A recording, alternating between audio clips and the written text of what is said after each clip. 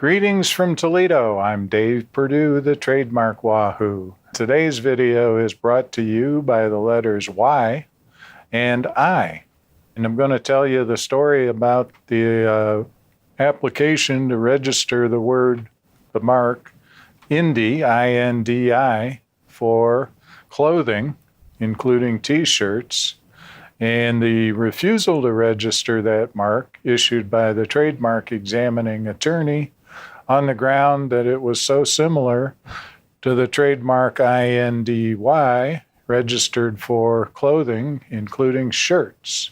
The applicant trying to register INDI took an appeal from the refusal to register, and at the Trademark Trial and Appeal Board argued that despite the fact that the registered trademark recited clothing, namely shirts, and the application recited clothing, namely t-shirts, confusion was not likely because the marks were different.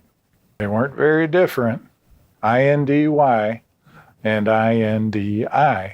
The board looked at the registered mark, INDY, and took notice that INDY refers to a particular race held at the Brickyard in Indianapolis and gives the commercial impression that's directly related to automobile racing.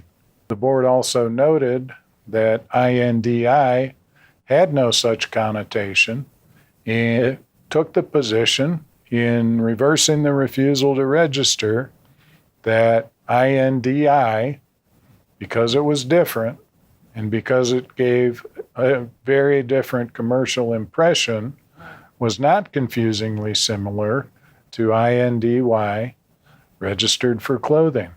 I guess the lesson is that marks can be very similar in terms of the letters that make up the marks and still not be held to be so similar that confusion is likely, even if they're used on identical products. That's the news. And remember, you'll do better in Toledo.